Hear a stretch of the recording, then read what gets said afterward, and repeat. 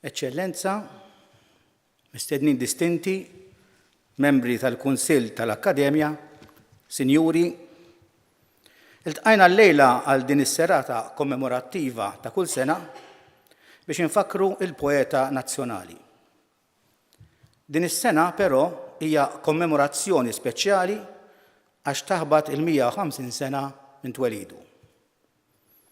Kien għalhekk li din is-serata mużiko-letterarja bil-kollaborazzjoni u l-permess ġentili tal-eċċellenza tiegħu Monsinjur Arċisqof, iddeċidejna li nagħmluha sewwa sew f'dan il-post fejn Dunkarm għatta bosta snin minn ħajtu, kemm bħala student kif ukoll bħala alliem. It-tema li għażilna din is-sena b'rabta max-xogħlijiet ta' Dunkarm hija tema kurrenti u li tolqotna lkoll mill-qrib: l-ambjent.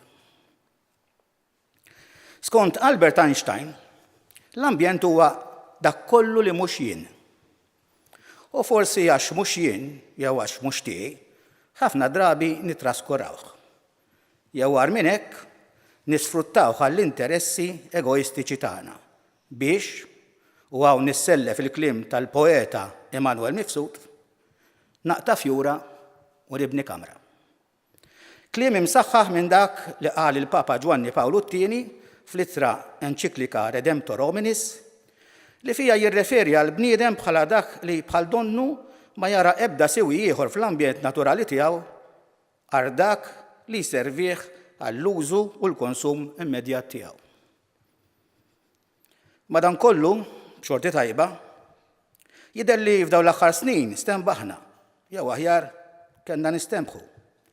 Għax kif jgħid il-Malti, min ma jismax bis-sewwa, ikollu jisma' bid-newwa.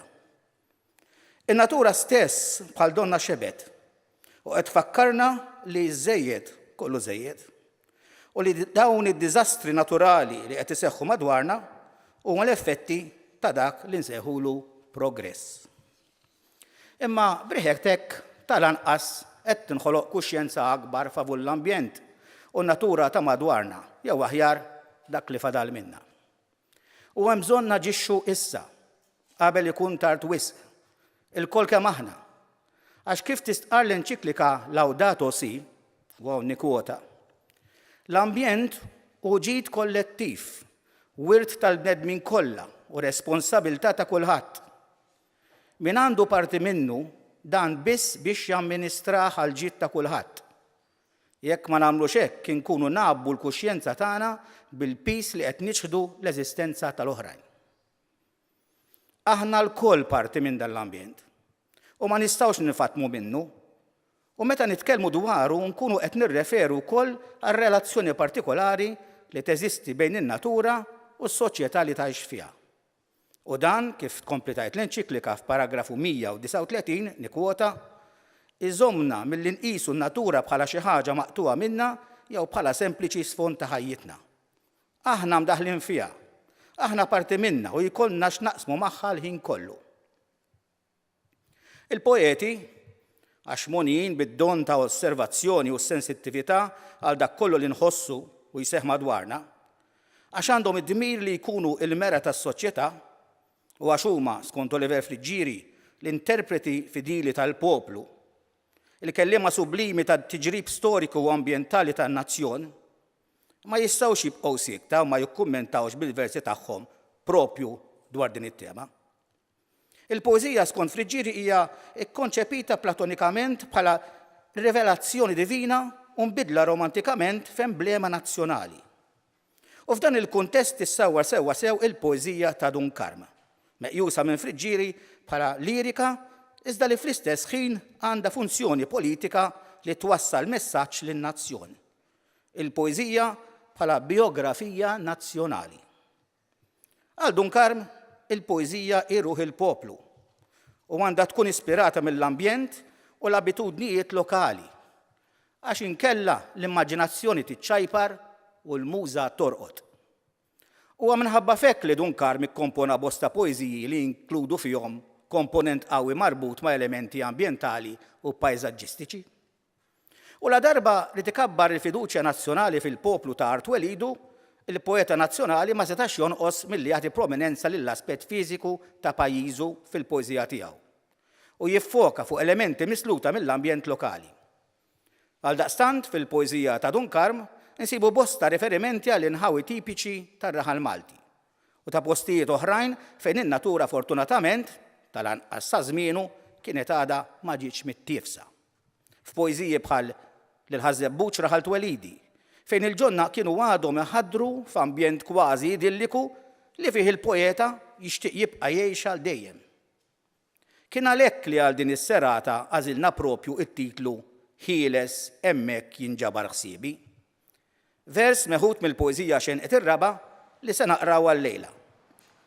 F'din il-poeżija Dunkarm ipinġilna dera mill-isbaħ tal-pajsaġġ lokali il-barra miswar, fejn jista' jisma' l-għana tal-asafar jittajru f'sema safi, ixomm il-fwieħa tal-plejju u r-riħa tas-satar, iħoss taħt riġlu l-irtuba ħelwa tal-ħaxix niedi, jara dwili u s-siġar tal-larinċ, id-dirajn somor godlija ta' rġiel li taħdem u fil-ħidma tanni u xbejbiet ħenjin u kollhom saħħa. Huwa propju f'dan l-ambjent li jħossu ħieles u fejn jinġabar ħsiebu u aktar minn hekk huwa propju f'dan l-ambjent li minnu jixtieq li tittajjar aktar ħafifa qalbu lejn is-sema. F'dan il-kuntest romantiku dawn l-elementi ta' spiss huma idealizzati iżda drabi oħra Dunkarm jinqeda bihom biex daqqa bil-ħlewwa u daqqa b'mod aktar jiebes jiġbed l-attenzjoni tal-poplu Malti jew iċanfru tal-li qed iwarrab il-valuri u jiġħad l-identità tiegħu, bħal missier li jċanfa lil uliedu għax jixtieqhom aħjar. Il-lista tal-poeżiji li jidħlu f'dan il-kuntest hija twila, imma bħal eżempju ma nistgħux ma nsemmux poeżiji bħal Nofs il-lejl sajfi, Wit Irda, Stedina, It-tifla tar-raba', Ir-rebbieqa, Inżul ix-xemx u lil Malta tal-lum u ta' għada. Xi wħud minn dawn il-poeżiji se ssir referenza lihom fid-diskors tas-Sur George Borg jew inkella se jinqraw. Nittama li dak kollu li ħejjejna lilkom illejla, il-versi mellisa u xi kultant niggieża fil-poeżiji ta' Dunkarm, l-ħsibijiet meqjusa u minsuġa bil-għaqal fid-diskors ewlieni li se nisimgħu dalwaqt, flimkien mal-melodija msaħħra tal-arpa li se takkumpanjana matul is-serata, jagħtukom pjaċir u jservu ta' mezz li jgħinna nirriflettu aktar fuq l-importanza tal-ambjent, fil-waqt li napprezzaw u nożu aktar il-ġmiel letterarju fil-poeżija tal-poeta nazzjonali tagħna. Nagħlaq milli minn qalbi nirringrazzja lill-Eċċellenza Monsinjur Arċisqof u lill-Isqof Awżiljarju Monsinjur Joe Gallia Kurmi talli oġobhom jonorawna llejla bil-preżenza tagħhom u talli ġentilment tawna il-permess nużaw dan il-post majestuż biex intellaw din l-attività. L-tim kollu min-naħa tal-Kurja fosthom is-Sur Michael Paceros u lil Fader Stefan Bonanno, lill-membri tal-Kunsill tal-Akkademja tal-Malti, lil dawk kollha li b'xi mod taw semhom f'din l-attività, is-Sur George Borg, l-arpista Jacob Portelli u l-qarrejja Joe Gallia u Antonella Gallia Lofreda, lilkom li joġobkom tattendu għal din is-serata u lil dawk kollha li se jseguna fuq il-mezzi tal-midja soċjali. Grazzi.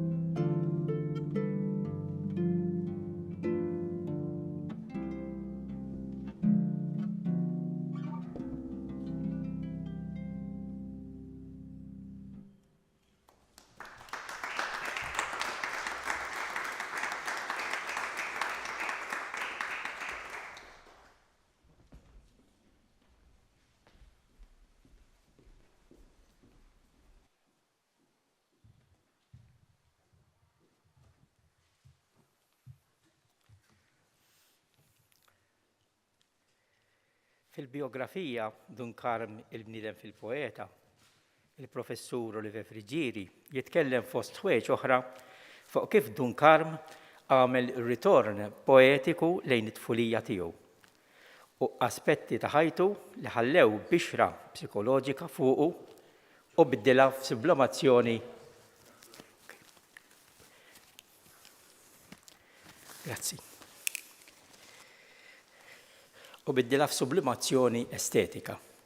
Għall-iskop tas-suġġett tagħna Dunkarm il-mottiv ambjentali ngħidu li l-poeta nazzjonali twieled Ħażebbuġ fit-18 Ottubru 1871, jiġifieri l-aħħar kwart tas-seklu 19, f'ambjent rurali għal kollox. Raba' miel, widin fil-qrib u fil-qalba djar u ġonna tal-Larinġ u arja tajba. Il-ħajja kienet kwieta u kajmana, bla ebda vjolenza fuq l-ambjent naturali. In-natura tal-bniedem kienet għadha tirrispetta in-natura kif ħalaqa Alla u bekk tħares l-ambjent fejn wieħed jista' jgħix b'ekoloġija dinjituża. Ħafna kienu jgħixu mill-art, bdiewa u raħħala. Ma kienx hemm mezzi sofistikati ta' trasport u l-biċċa l-kbira tan-nies kienu jivvjaġġaw bil-mixi minn post għal ieħor jew bil-bima fuq il-karettun. Għaldaqstant wieħed jieħu gost jaqra x'kiteb Dunkarm innifsu fl-ittra tal-25 ta' Settembru tal-1933 li biha wieġeb lil José Aquilina li kien talbu tarif fuq il-poeżija il-ġerrija u jien. Fost ħwejġ oħra Dunkarm jikteb hekk. Ftakart fit-tfuliti fis-7 snin li għaddejt l-iskola tal-Gvern Ħażebbuġ. Xi żmien kien dak mulejja. Tifel mibrum u ta' saħħa, sħabi kienu jgħidulu l-oħxon, imqareb bħal bosta tfal oħra, għandhom ngħix ftit iżjed, imma qalbi tajba. Qatt ma kien jagħmel bija ħsieb, laqgħat tejja, qatt biża ta' xejn. Binar ġiri u tiġrijiet, lob tal-boċċi, titjir tal-ħamiem, insib alla safar, bnadar, tiġbit ma' siġar, inżul fil-bjar, hawn fil-widien, bil-lejl raqda waħda sa filgħodu. Meta semma t-titjir tal-ħamiem kienet ifisser għat-tajra kite bl-Ingliż sewwa. U Dunkarm jirreferi għat-tajra f'diversi poeżiji. Waħda minnhom, waħda mill-poeżiji bikrien tiegħu, jisimha Waħdi, għandu biċċa sabiħa ħelwa fuq it-tajra. Jgħid ftakart fikom subien qalbenija li għattieba ta' qalbkom ħabbejt u kont magħkom fil-knisja, l-iskola, jew bit-tajra fuq xifer ta' bejt. Xi żmien, dik it-tajra f'idejja, dik il-ħajta f'idejja, ħarst imsamra fuq tikka ġo sħab. Kont nistħajjel li naħkem is-sema u fis-sema kont qisni ninsab. It-tema tal-mottiv ambjentali tidher sikwit fil-poeżija ta' Dunkarm. Billi hu baqa' joss u jammira il-ħajja rurali fl-aspetti kollha tagħha, bleħħiet u deriet ta' dak li ġarrab fit-tfulija u biż-żjajjar tiegħu fl-inħawi ambjentali ħelwin li baqgħu imwaħħlin fi ħsiebu. Poeżija ta' dan it-tip hija prasepju ta' tfuliti. Poeżija oħra li fiha kwadru ta' ambjent Malti bla mittiefes hija Żjara lil Ġesu, fejn fil-bidu tagħha insibu deskrizzjoni ta' mallem tal-kelma li fiha mitgost. Minna sa nislet 5 versi fuq is-siġar. U ħelu kien leħinkom, ja siġar dejjem imżejnin bil-ħdura li kontu magħmulin meta tarbija jien kont nixxabbat markubtejn ħaddieħor biex inżomm fuq riġlejja. F'xi biografiji oħra bħal Dunkarm ħajtu u ħidmietu ta' Giuseppe Cardona u Dunkarm il-ħajja tal-poeta nazzjonali ta' Monsinjur Lawrenz Kakija, naqraw kif Dunkarm kellu jinfatam minn raħal twelidu billi daħal intern fis-seminarju ta' 14 sena. U għal quddiesa fl-1894 u sentej wara beda jgħallem diversi suġġetti. L-aktar it-Taljan u l-Istorja tal-Knisja fis-seminarju tal-Furjana fejn idinaw. Fejn kellu il-kamra tal-irqat kif kellhom ukoll għalliema oħra biex ma joqgħodux jiterqu minn raħal għal ieħor. Fit-tmiem il-ġimgħa kien imur id-dar Ħażebbuġ u kellu wkoll il-vaganzi tas-sajf. Għalhekk baqa' jinteressa ruħu f'raħal twelidu u jaqdi l-ħtiġijiet spiritwali tal-parruċċani. Fl-1909, mhux fl-1910, ġie Malta l-Isqof Pietru Lafontaine b'mandat biex jeżamina l-andament tas-seminarju. U waħda mid-deċiżjonijiet li ħa Lafontaine kienet li l-għalliema kollha li kienu jorqdu fis-seminarju ma jibqgħux jagħmlu hekk. Għat li bħal l-oħrajn Dunkarm baqa' jgħallem fis-seminarju bħal qabel. Dunkarm kienet għadha kif mietet ftit żmien qabel u ma xtaqx li joqgħod imur għand niesu billi d-dar kien fadal biss ħoħ ġuvni li kien ta' karattru diffiċli. Dunkarm ma xtaqx joqgħod jivvjaġġa minn Ħażebbuġ għal Furjana u lura. Għalhekk kera flett il-Belt Valletta fi triq Lifran u dam joqgħod hemm mill-1910 sal-1936. Dan kien żmien ikraħ għall-poeta għax kif sar b'kidba fl-istess sittra tal-1933 lil Giuseppe Collina li għadna kif rajna minna u jgħid hekk u jinsib ruħi waħdi minn Rom li kienet mititli ftit qabel, imbiet minn ħuti u meħbibi, mitfun ħaj fit-tliet kmajriet fil-belt fejn ma kont naf lil ħadd u ħadd ma kien jafni u ma kellix sieħeb tan-niket tiegħi għal daqsxejn ta' sful lelluxi li kien ifarraġni xi ftit blanja li kont għallimtu. Niftakru l-poeżija lill-Kanarin tiegħi. Aktar kmieni u sewwa sew fl-att ta' Marzu 1926 deret stampata fil-Malti il-poeżija Xenqet ir-raba li diġà il-President refera għalihom fejn il-poeta jagħmel referenza għall belt u x-xenqa li jaħrab minnha. Aħna ħasinimgħuha kollha. Sa ngħid l-ewwel tnejn jiena. Iftħuli dawk is-swar ħa noħroġ barra fix-xemx għall-plana tal-asafar flajru mimli bis-saħħa ifuħ breħet il-plejju breħet is-satar. Ma rridx niddellel iżjed f'dawn it-toroq li minnhom tidher terħa kaħla s-sema. Taħt riġlejja ma rridx qatran u żonqor qiebes bl-ħniena. Vera każ li Dunkarm ħass l-afsa taċ-ċaħda tal-ambjent naturali taraħlu fit-tfulitu. Għad li lejn l-aħħar mbagħad ta' dal-perjodu li qegħdin insemmu fejn kien joqgħod il-belt huwa beda jqatta' s-sajf fil-viltjatura ta' San Pawl il-Baħar u l-qaliet f'San Ġiljan. Wieħed jista' jara logħtja estiva. Mhux tab xejn li meta Dunkarm kellu okkażjoni li jżur ir-raħal fejn twieled u trabba, kien tant jintela bil-gost. Fil-poeżija lil Ħażebbuġ Raħal Twelidi għafas fuq il-fatt li kien fuq qalbu li kellu jħalli ir-raħal li tant kien iħobb. Mill-banda l-oħra Dunkarm ma qadx lura biex jilmenta minn xamma ta' taħsir li bdiet dieħla bil-mod fir-raħal, anki sa minn żmienu. Il-Prof Oliver Friġieri fil-ktieb ieħor tiegħu Dunkarm jagħti 3 tipi ta' ambjent fil-poeżiji tal-poeta nazzjonali: l-ambjent uman, l-ambjent tradizzjonali u l-ambjent naturali. L-ambjent uman magħmul mill-bniedem li jagħti l-ħajja lil post f'sintonija mal-wirt naturali, l-aktar fejn jidħlu n-nies tar-raħal.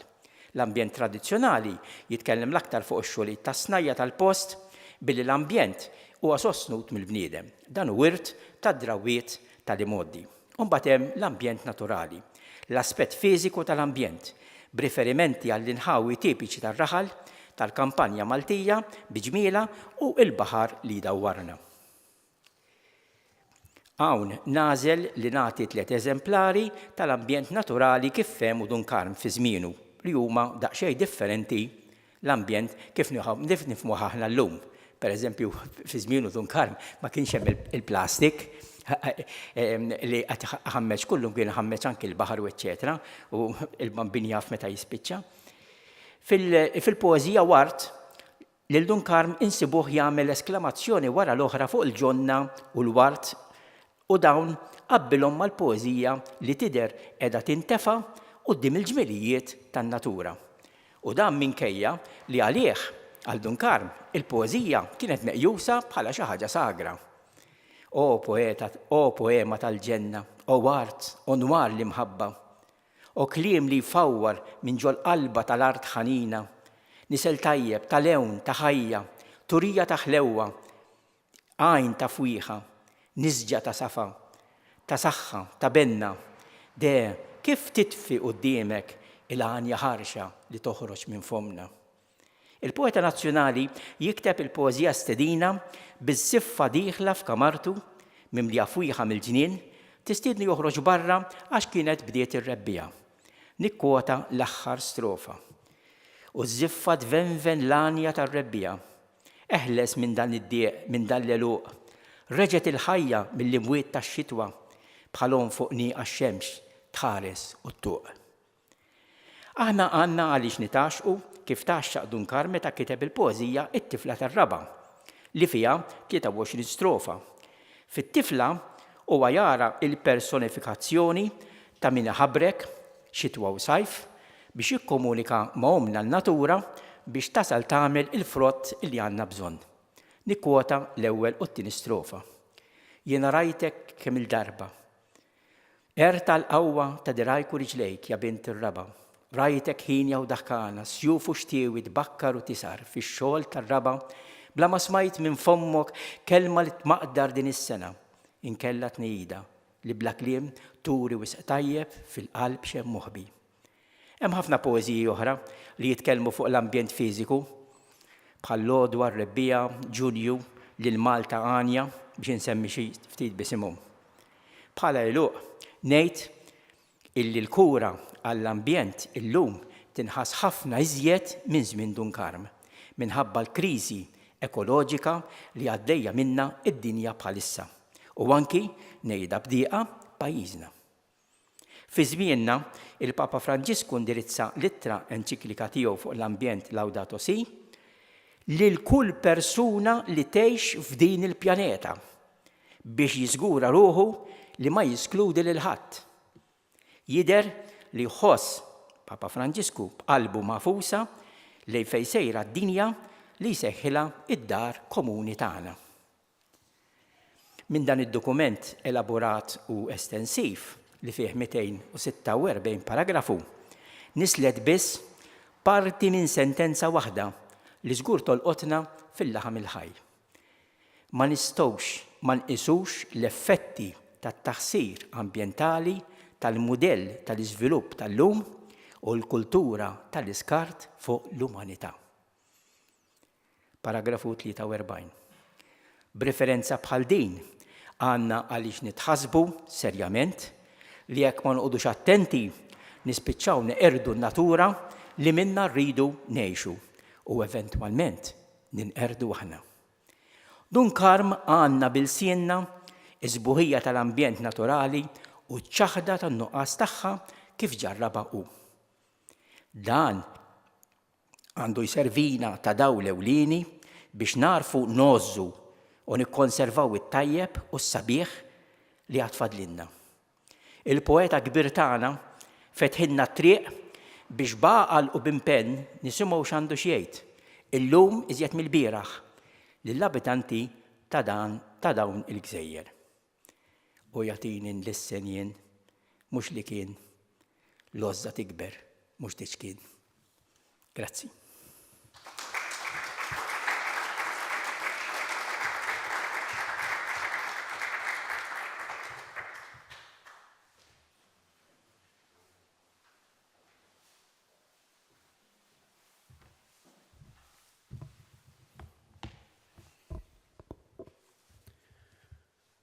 Xenqet ir-raba'. Iftħu li dawn is-swar ħa noħroġ barra, fix-xemx, għall-plana tal-asafar, fl-ajru, mimli bis-saħħa, ifuh brieħet il-plejju, brieħet is-satar. Ma rridx niddellel iżjed f'dawn it-toroq li minnhom jidher terħa kaħla s-sema. Taħt riġlejja ma rridx qatran u żonqor qiebes bl-ħniena. Ma rridx nara l-uċuħ imqarsam berna ta' nies imdejqa li jitħattu ħudhom jew nies għażiena li titlajja u taħseb kif tallet l-ajra. Anqas nara ma rridx xebbiet żinżilli wiċċhom bħal karta u lawn in-nar xoftihom mingħajr satra fil-ilbies ixerdu qalbhom f'imħabba fierħa. Irrid taħt riġli nħoss irtuba ħelwa tal-ħaxix niedi u nara fuq il-beraħ tas-sema safi u nisma' qalb is-siġar tħaxwex il-fewġa.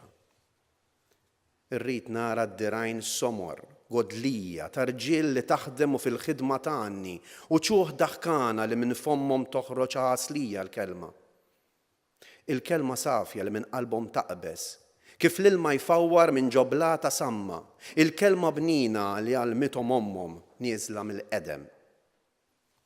Irrid nara xebbiet xuxthom mikxufa, jew safra daqs id-deb, jew sewda tuta, ħarsithom berqa, kull ma fihom saħħa u bla ma jafu, ħenjin, qawwija f'imħabbithom sikta. Il-mixir żin għalkemm ġembejhom jaqbżu ma' kull medda ta' riġel u sidrhom jisfen mal-mixja.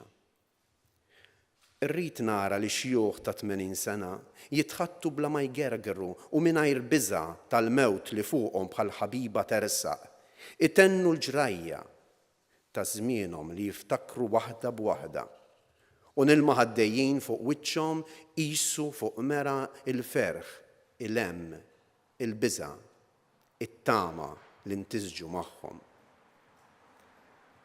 Irrid dar ċkejkna li fuq ġbina tiżreċ ix-xemx ta' nofsinhar, imżejna bl-aħdar ta' dwieli u tal-larinġ, nadifa u bajda bl-insiġġ tar-raħal.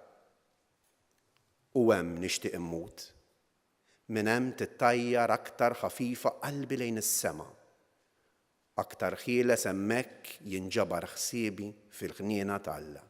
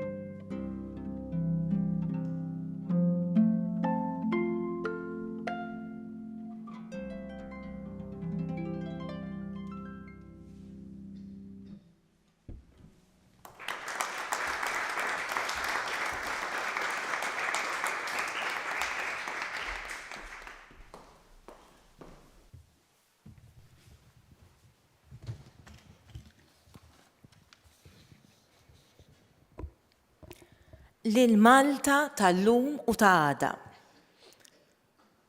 Kont il-warda tad-dinja u sirt bħal miżbla.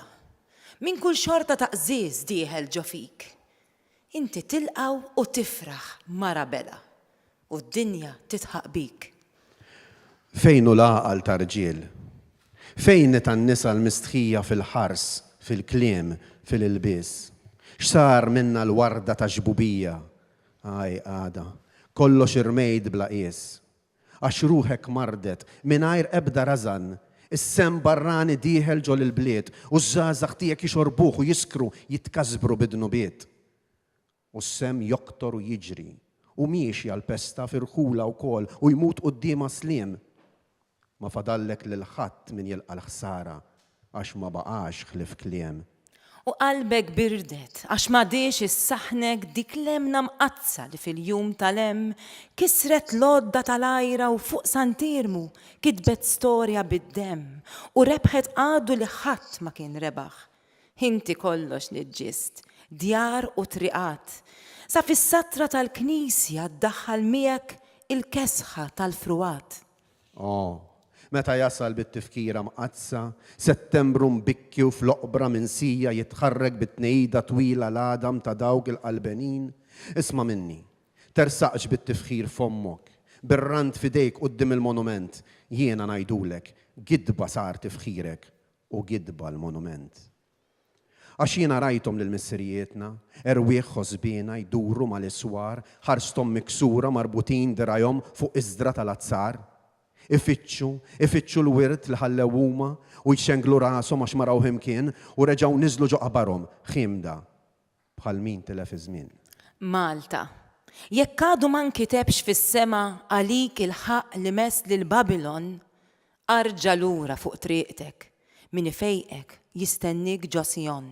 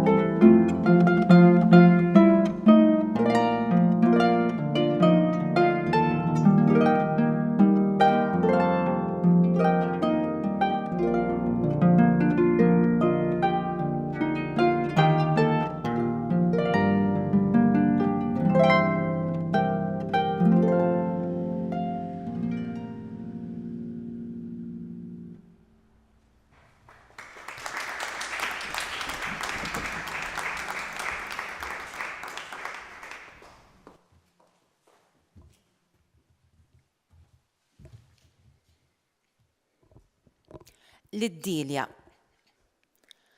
Ħaddar ja Dilja taħt ix-xemx ta' Mejju, ifrex iżraġen massisin mal-moxa, fuq art twelidi tħallix xiber blata ħawli jew mnazza. Onfo hilem balewn id-deb li jilma f'xuxiet trabi minn tal-bdiewa tagħna. Jew sewda bħala ħbub għajnejn ta' xebba smajra amħija. Meta Settembru mbagħad jasal imċajpar, rotti l-għenieqed kollhom saħħa u benna. Fawwar il-btiet imbimbit safi u wimla djarna bifwieħtek. Ħalli iżjed ma narawx fuq xad gżiritna minn dajjes qodma u maħmuġin jitferra ta' pars imbit li minnu l-ebda qatra ma taf id-dilja. Ħalli ma nisimawx lil min jadirna u jitħaq bina minnu fih, miex tjieba it-tjieba żejda, bluwa kbira tixtri il-mewt bi flusek. O Malta tiegħi, ma rajtiex id-daħka, ma smajtiex tfaqqa fuq xoftejn barrani, u rieħ imlibsa kullimkien bid-dwieli għoljiet xemxija. Tħares lejn dari, la tistmelx is-sena ġdida li tarfek kif ittuq id-dilja. Iżbor u qaċċat, tħallijiex tisserdak.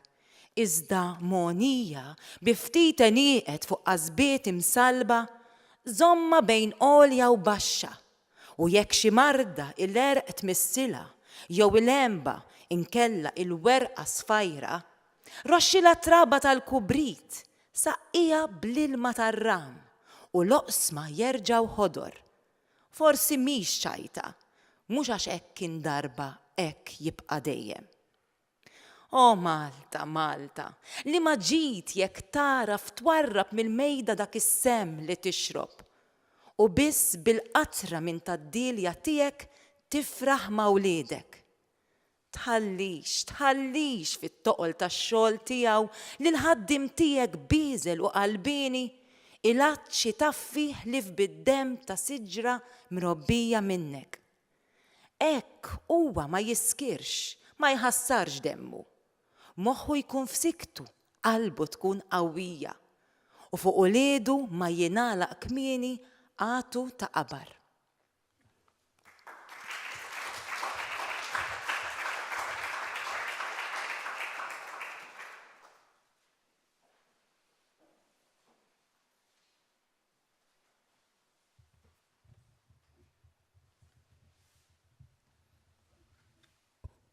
Nixtieq nirringrazzja ħafna lilek sur President u lill-Akkademja tal-Malti li qed tonorawna b'din l-inizjattiva waqt li qed infakru lil Aziz Dunkarm.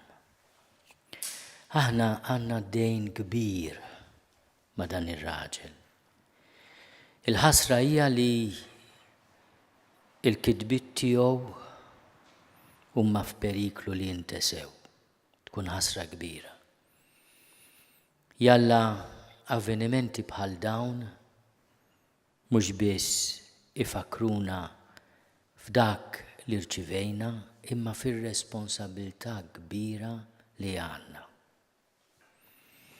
Wara kollox Dunkarm għamel għażla konxja deliberata favur lil-sin Malti. Kellu kapaċitajiet u opportunitajiet oħra u l-għażla tiegħu li meta għamilha kienet forsi kontroversjali u kontrokurrent lilna switinna ta' ġid kbir. U ta' dan ma nistgħux la ninsew id-dejn li għandna miegħu, imma wisq inqas inħoss li nkunu grati jekk ma nqalbux il-paġni tal-antoloġija tiegħu u nitbaxxew bil-kitba tiegħu.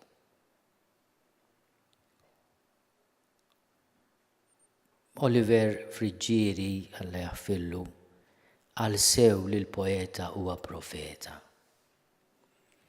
Għax meta taqra l-Dunkarm tirrealizza kemm hu veru u kemm hu attwali. Għandna bżonn nisimgħu iżjed lill-poeti tagħna, mhux biss il-Dunkarm. Għandna bżonn nisimgħu iżjed fi skit ta' qalbna il-kelma ta' min iħobb tas-sew u għax iħobb ibati, għax iħobb jibqa' jittama. kont qed inħares lejn il-motto tal-Akkademja tal-Malti. Il-lingwa, il-sienna, huwa dak li għandu jaqqadna fid-djar tagħna. U għandu jkun taġieħ fost id-dinja. Ġieħ il-barra, għaqda ġewwa. Kultant meta nisma' l-użu tal-Malti llum nitwaħħax. Donnu m'għadniex kapaċi nitkellmu bil-Malti ħlief bil-Google Translate. Darba minnhom kont qed nisma' kummentarju flimkien ma' ommi li segwi l-aħbarijiet jisa parti mir-reliġjon tagħha fuq l-istazzjon nazzjonali. U fil-kummentarju sportiv il-kummentatur qal dwar plejer li rema xugaman. Rema xugaman. Il-ommi jettilha to throw the towel. Bl-Ingliż tagħmel sens. Ma bil-Malti rema xugaman. Jettila ma smajtux qal? Qalt li ommi, sinjal li għandu l-flus biex jixtri ieħor ibni. Rema xugaman. U tant espressjonijiet oħra tal-Google Translate li qed jeqirdu il-Malti. Donnu l-Malti mhux kapaċi jesprimi kunċetti, ħsibijiet li huma wkoll attwali. Huwa faqar kbir, imma il-faqar ġej mill-fatt li fis-sistema edukattiv mhux għax tingħata l-importanza li xraqilha lill-letteratura, mhux biss fil-sienna, imma f'kull lingwa. Jekk inti ma ltqajtx mal-letteratura, ma ltqajtx ma' kultura, ma ltqajtx mal-ilsien tagħna. U nixtieq nagħmel appell biex fil-kurrikula Dunkarm ma jintesix, għax anke dan huwa periklu. Biex inkunu politikament korretti, inwarbu l-eruq tagħna u minn għalina għażilna aħjar. Nixtieq nirringrazzjakom ħafna u nuri l-apprezzament tiegħi għax-xogħol kollu li tagħmlu. Ma naħsibx li jkun hemm ħafna li jgħidulkom grazzi, imma hemm bżonn li xi ħadd jgħidilkom grazzi tal-perseveranza biex aħna l-ilsien din l-om li tatna jisimha mhux biss nindukrawh, imma wkoll nippromovuh u nwassluh lill-ġenerazzjonijiet futuri arrikkit imma dejjem bis-safa primordjali tiegħu. Nirringrazzjakom ħafna kif nixtieq nirringrazzja wkoll lil Qarrejja u lil Jacob ukoll li bil-majestrija tiegħu fuq l-arpa tana ftit toma ta' sbuħija li ħafna drabi hija banalizzata għax ma tkunx esegwita kif jixraqilha. Dawn huma kollha melodiji nafuhom. Aħna fil-ġergo ekklesjastiku ngħidu jafuhom il-bankijiet. Imma mhux dejjem nisimgħuha fuq l-arpa ta' Jacob. U għalhekk Jacob nixtieq nirringrazzjak ukoll. Grazzi lilkom. Jiena jimpressjonani dejjem il-bidu tal-poeżija lil Malta tal-lum ta' għada. U kultant meta ngħaddi fit-toroq niftakar sirt misbla, din il-kelma jibsa ta' Dunkarm, kważi 100 sena ilu. X'responsabbiltà għandna. Il-kol kemm aħna. Ma nissogra nipponta subajja lejn ħadd, il-kol kemm aħna. Ma se nagħmlu? Nisimgħu il-kelma tal-profeti tagħna u mhux nisimgħuha biss, nixtarruha u inħalluhom jibdlunna qalbna. Grazzi ħafna.